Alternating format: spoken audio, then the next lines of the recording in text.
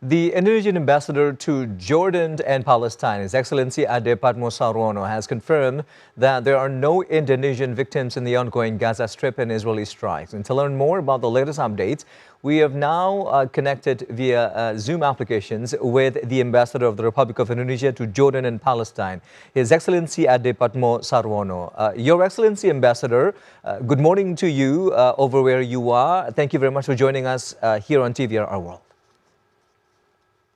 Good morning from Amman, Jordan, and I think it's afternoon there in Indonesia. Thank you for having me. Yeah, Your Excellency Ambassador, can you give us the latest situations that you've heard from our Indonesian citizens who reside both in Palestine or even in Israel? So far, their well-being, their safety is in a good condition.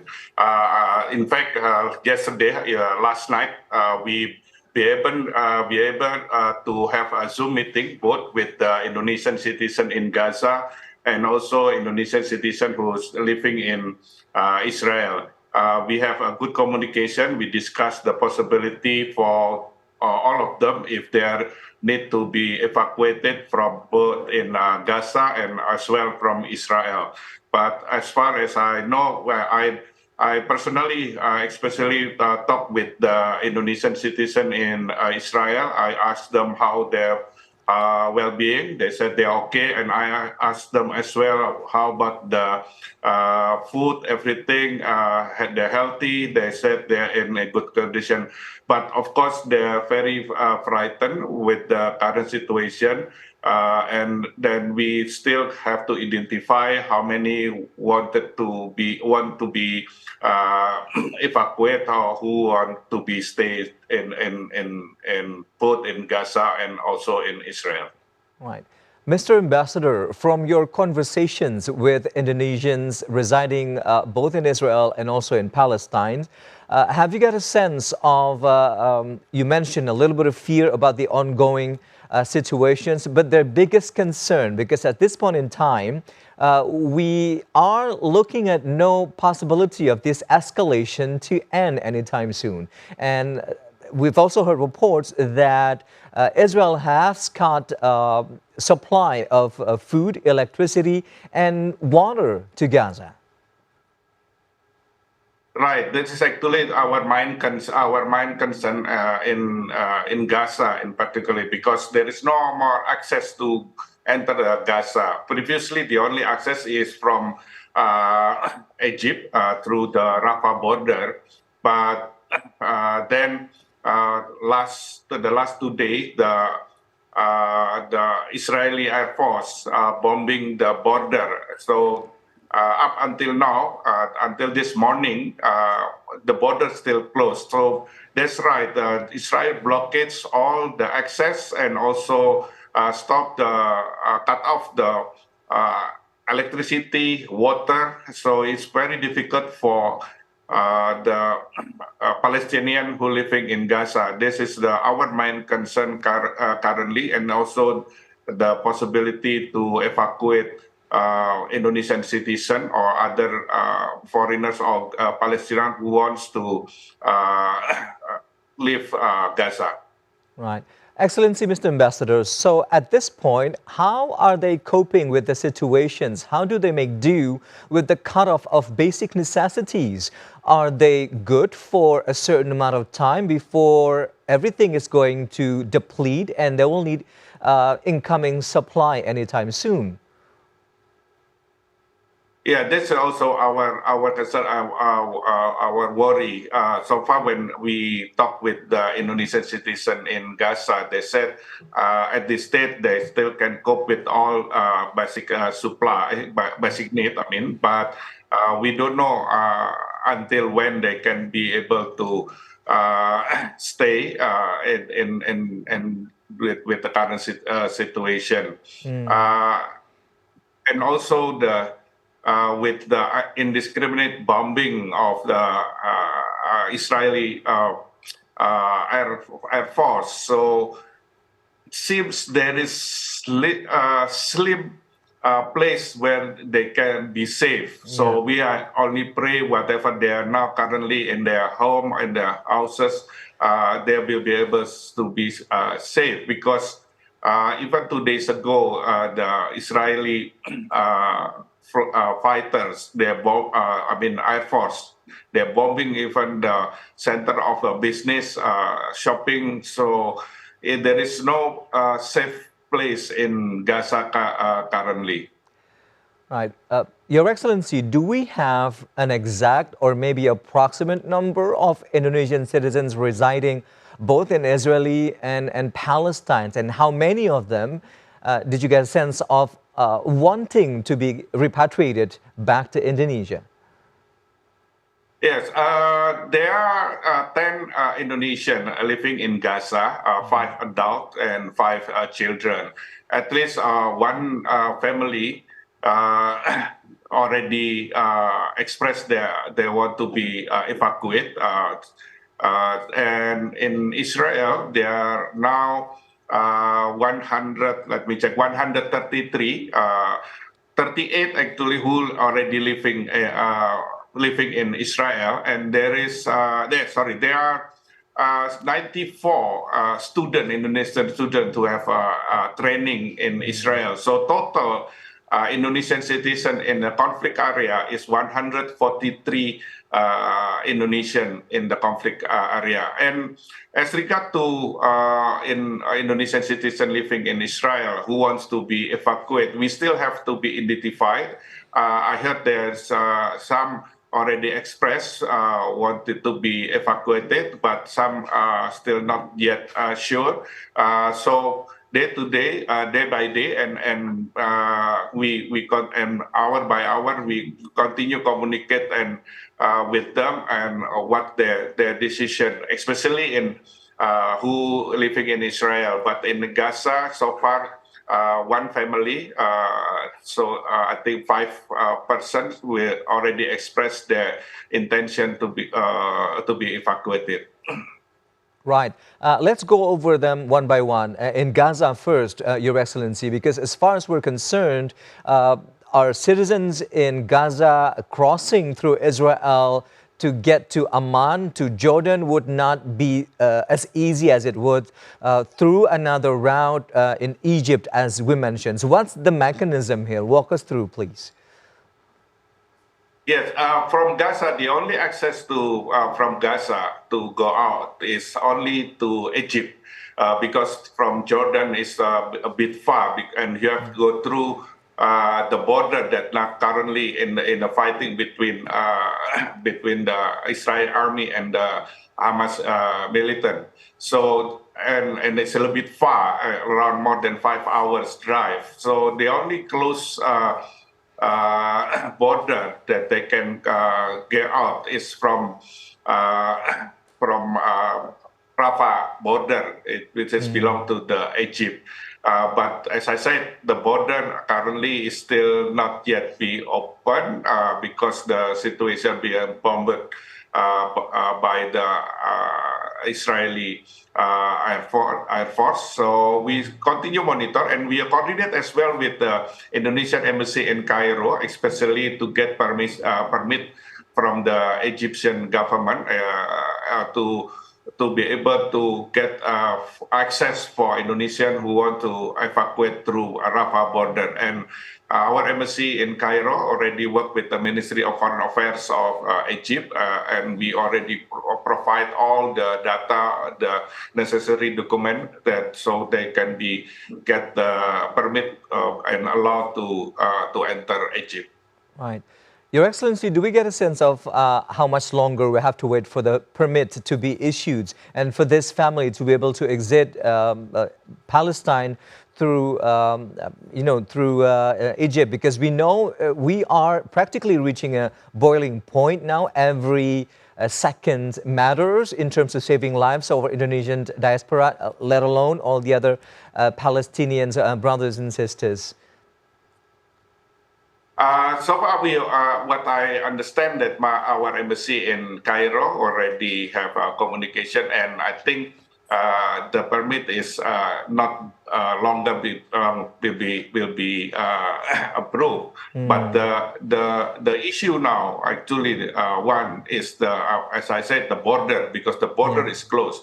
Second is how to get to the border. This is another challenge for them from the Gaza City to go to the border, because the Israeli Air Force is bombing indiscriminately, and this is making it our worry when they travel to the border. But we also work. I mean, my foreign minister, Ibu Retno, is also have had a communication with the president for ICRC to request, if any, possibility to assistance from ICRC for bringing Indonesian citizen who wants to get out through Rafah. I mean, so in terms of procedure with the Egypt government, I think is in ongoing, but I don't think there will be much longer. But again, the main concern is how they travel to the border and when the border is open. will be open. This is we don't know up until now the situation. Right. I guess at this point in time, we can only hope that the indiscriminate bombing will subside, just to allow evacuations for civilians, both from other nationals and for Palestinians as well. And on to the other evacuation or repatriation plan, rather, for the hundreds of Indonesians residing in Israel at the moment. Because as far as we're concerned, Your Excellency, we have no official representatives, be it an embassy or a consulate general. And we've received reports that the Indonesian government, through our Foreign Affairs Ministry, has established communications with our Philippines counterparts, who indeed has an embassy in Tel Aviv or in Israel. So what's the communications fundamentals here that you can share with us in order to ensure that we have safe travels for Indonesian citizens residing in Israel returning to Indonesia via Jordan? Yes, that's right. As the Foreign Minister Ibu Retno already made communication with the Philippines Foreign Minister. Now in Jakarta, as far as I know, there's now discussing about the technical how to work when Indonesia join with the Filipino evacuate through Jordan. There are several options being explored, whether through land, I mean, so by bus, or there will be flight. They're still working in progress, how they can move. But at this stage, what my embassy here communicate with Indonesian citizen in Israel is who wants to be evacuate and who wants to be stay there. So we be able to know how many the Indonesian wants to be evacuated, so that we can communicate with the Philippine or others friendly country who has embassy, who have embassy there in Tel Aviv. And we also talk with the ICRC. I mean, Ibu Retno, my foreign minister, also talked with the ICRC with the same request to ask what's the possibility to facilitate Indonesia who are also living in Israel if they want to be evacuated. So there's several options. We're still working, and we also work with the Jordanian government as well to be able to make smooth when they enter Jordan. Up until now, the border so far is okay. I mean, what I said, okay, they can open, but sometimes they are closed. But depends on the situation. But at least from yesterday, the border is open. But the process, it will be much longer. Usually only at least 30 minutes or maximum not than 1 hour, but now it takes a lot, sometimes 2 hours, 3 hours, and even close to 4 hours, because so many people, also others, want to be get out from the conflict area. Right. Your Excellency, Ambassador, you mentioned earlier 138 Indonesian people in Israel, with 94 of them are students. Have you had the numbers of how many of them have expressed their intention to leave Israel? This we still continue. I know there's. I cannot give the exact number, but I think it's around 5, 6 already thinking to be evacuated. Would like to be evacuated, but the rest, as I said in the beginning, they also still, some are still thinking whether they want to stay or they want to be evacuated. So I cannot give the exact number currently, but we continue communicate, and we ask them probably by today and the next day. Sometimes they're thinking yes, and then decide, then they say, "Oh no, I don't want to go," but who doesn't want to go, and then okay, I want to go. So we have to make sure exact what's the decision. So far, we have. I thought the important thing for us that the communication still continue. I mean, we can be able to communicate, and they can inform us how the situation. This is the main, because important to know and monitor the current situation. And second, after that, if they already firm their decision, so we can continue our process for evacuation. If they want to stay, our government also requests them to sign a letter of consent that they want to stay. So the government, it is a responsibility of government to look after the Indonesian citizen, and we try to provide as much as possible how they be able to evacuate.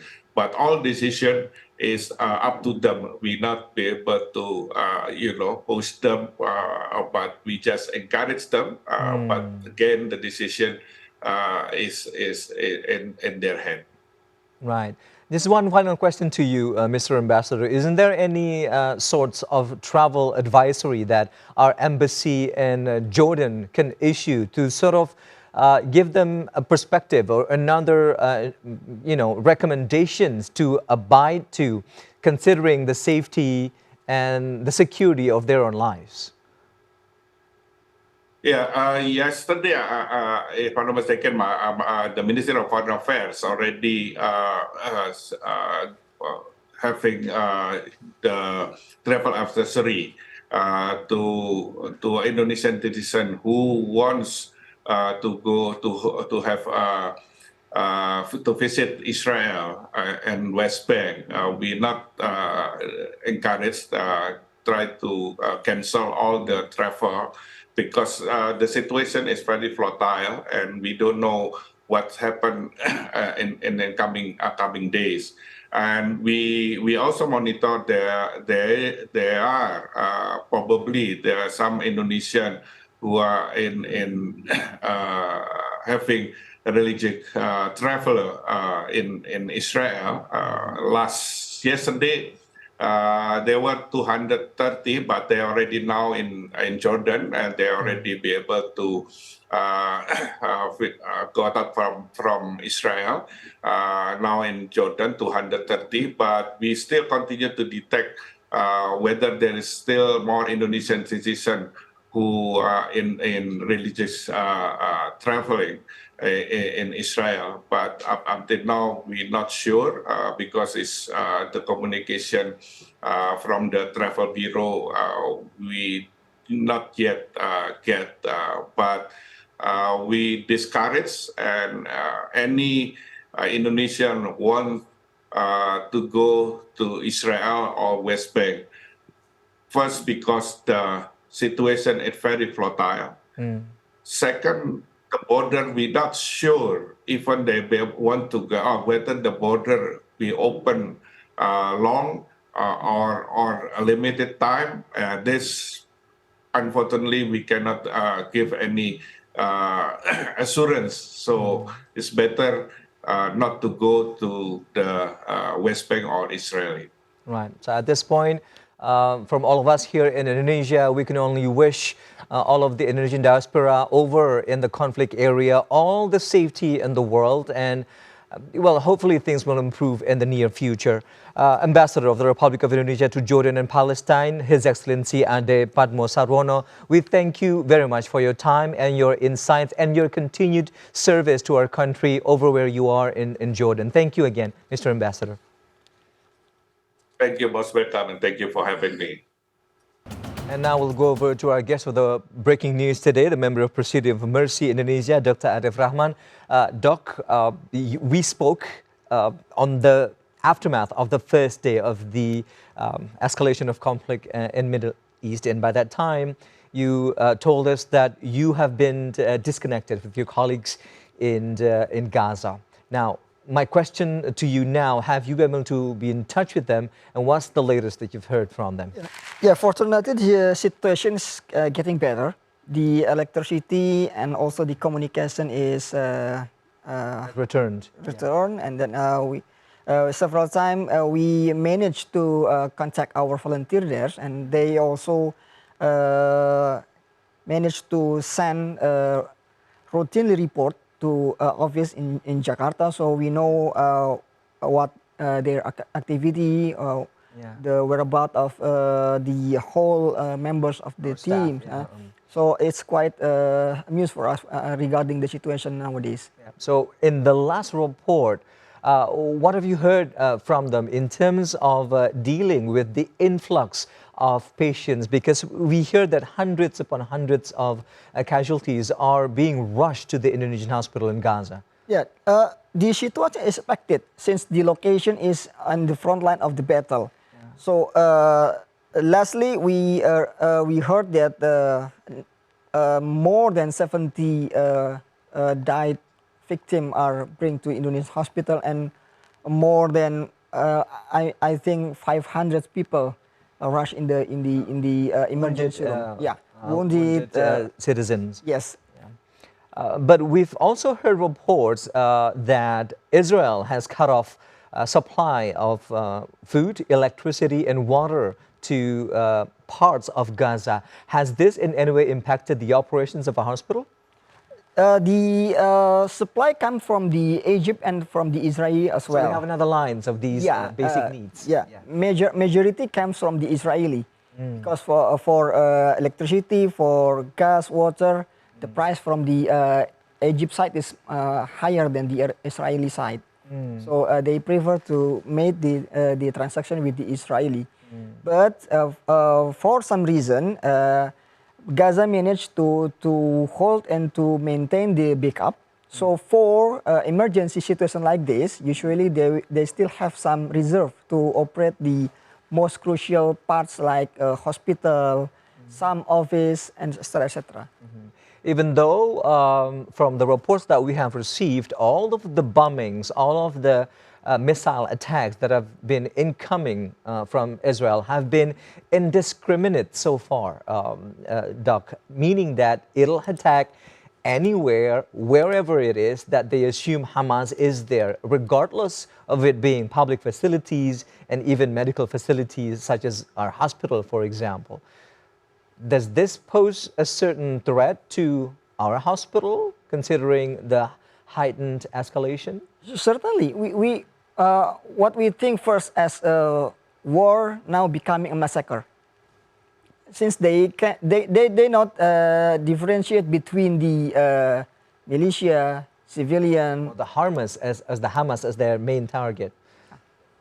So nowadays Gaza's facing the health crisis, since all the citizens inside Gaza Strip are prominent to becoming victim of the war, but the health system has its limitation. You know, the medical supplies, the hospital, the bed capacity, even the medical worker has its own capacity. That's right, because in the previous report we mentioned that they are getting exhausted Because That's true. because it keeps coming, all of these casualties, be it both dead or the wounded ones Yeah. of different levels, and the stock of medicines is running low. So on these bases alone, it is highly necessary at this point in time to do the exchange. And from our previous report, 5 medical personnel will be sent to Palestine from Indonesia. Tell us more about this. Yes.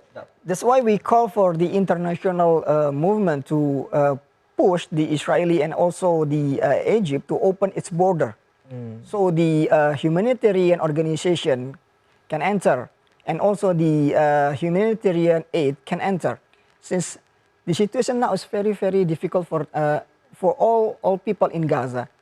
They need everything. They cannot go anywhere.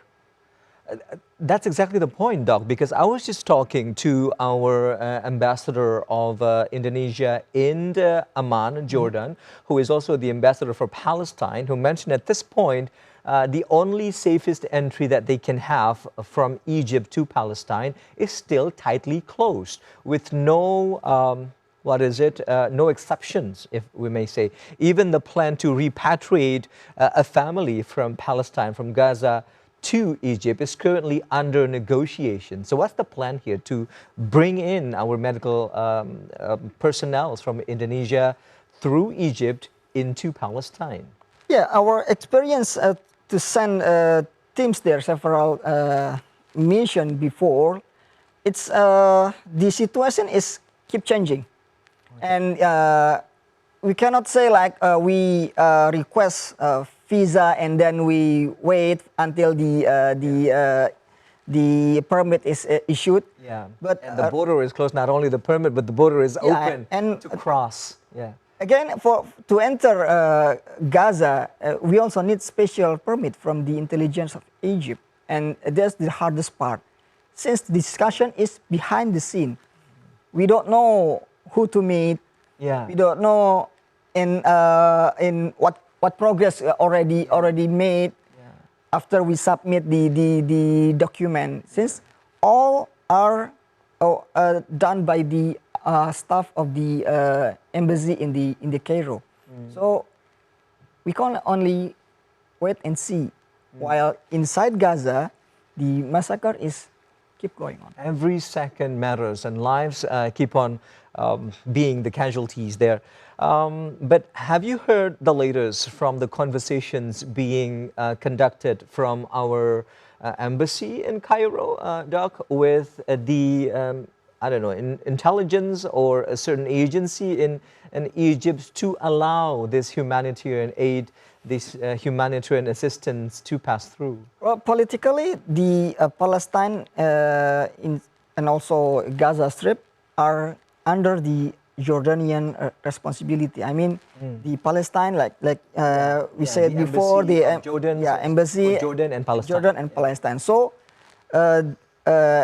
our embassy in Egypt, in Cairo, are working as a hub. They politically they don't have any responsibility regarding the issue in Gaza Strip or in Palestine. But since there's innocent citizens are tending to go to inside to Rafah, and they have to work with it, since in Jakarta, before we leave Jakarta, we already coordinate with the MOVA, we coordinate with other authority.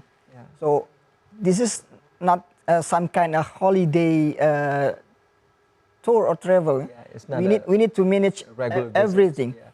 So at this point, we can only wait for the permit and for the border to open, and for the MOFA to further coordinate the departure of our medical team and assistants. That's true. Right. So let's go over to the preparation of our team before they depart, because we believe all the 5 selected individuals and personnel who are going to depart to Palestine, Doc, they know the current situation is. We will look at all these uncensored pictures coming in from Gaza, and they still need to have some sort of courage and bravery to face those challenges should it come to it. Yeah. Something for sure that at least one of the team members had the experience Okay. inside Gaza or other, Who will lead the other yeah, members? other situation like war or conflict, since its experience will be beneficial for the other team members. Either he will be the team leader or he only acts as a coordinator to manage to meet somebody, or Yeah. for NGO it's not necessary to only meet with the official. Yeah. Sometimes we have to work with other unofficial who can Yeah. bring us good news, give the network, Yeah. something like that. So it's more important in the field rather than Contact persons on the way, because it's not just what you do when you're around yes, Palestine, but how to get to yes, that very part yes. is a challenge of its own. Yes, and then after the capacity of the team, maybe the orthopedics, the surgeon, the nurse, what the team needs, it's patient. I mean patient, since maybe, It's not going to be easy. Yeah. yeah, because it will be a long wait. Maybe with the recent situation, the Egypt embassy will issue our visa, so we can enter Egypt, and we can fly to Cairo. Cairo. But to travel to Rafah, it's Probably other not going to be things. possible. It's Let alone to other cross the things. border into Yeah. Palestine. So let's talk about the composition of this 5 personnel that we are sending. They have to be selected based on professions and expertise, and also the need in Gaza. So what are these 5 people that we are sending? This team will be the operating team. So they mainly will work at the hospital, specifically in the operating theater. So Surgeons, surgeon, orthopedic surgeon, orthopedic surgeons. yeah, anesthetist, nurse, and maybe a general doctor as an assistant. Yeah, So for the clinic too, yeah. Yeah. But what about the stock, the lowered stock of medicines that they have? Are we bringing along our own stocks of medicines, or will it be resupplied upon landing, probably in Cairo or something? Essentially, What are we doing? we only bring the essential medicine from Indonesia, Okay. but other we will buy it in the Cairo, since we already have the link there, and We'll do the provisions for the team. yeah, yeah. Okay. So what are the basic needs there for war zones like this, in Sorry? terms of medicines and medical supplies that are considered the utmost importance to bring? Yeah, the things after the medicine and medical supplies is how we can replenish the medical workers, since, like you said, the they're workers, ex-house, yeah. physically and mentally. Mentally, most Yeah. importantly, because They also have you can't family. focus if you're exhausted. They have also family who might be also a victim. So I cannot imagine while they have to tend for their family, and at the same time they have to go to the hospital to take take care of this, take care of the other victim. Right. It's very, very difficult situation for medical workers in Gaza right now. Right. Last time we spoke, Doc, you also told us about the condition of our Indonesian hospital in Gaza, where the emergency room was, in a way, impacted by the explosions. Also, the backyard, you mentioned our oxygen reserve, and the morgue. And you also mentioned 70 dead bodies have been delivered to the hospital. So where are they stored when the morgues are destroyed? And what about these hundreds of patients coming in who required oxygen, but we are out of the reserve? Yeah, we already confirmed the situation at the hospital Indonesia, that the damage is minor. So when I say several days ago that there's damage in Indonesian hospital, especially at the oxygen concentrator unit and also the morgue, the management has replied back that the damage is minimum. So it's manageable. Yeah, they already covered it up. So now is everything running well again. But the capacity to store the dead bodies inside the morgue is still not enough. So it's very bad sight to show dead bodies along the car park at the backyard of the So you have no hospital. space or a decent space to put them in. Not to mention all the hundreds woundeds coming in. We can only Yeah, imagine where they yeah, can be placed. literally all the area for car park in front of the Has been hospital transformed into a becoming service. the emergency right now. Right. Are we planning for some sort of exchange now? If we plan for 5 to come in, are we pulling out 5 from Gaza areas to replace them, repatriating back to Indonesia? You mean the volunteers? Yeah, the volunteers over in who are currently in Gaza. Are they wishing so? Or? That will be decided after the team come inside in Gaza, I think. Ah, okay.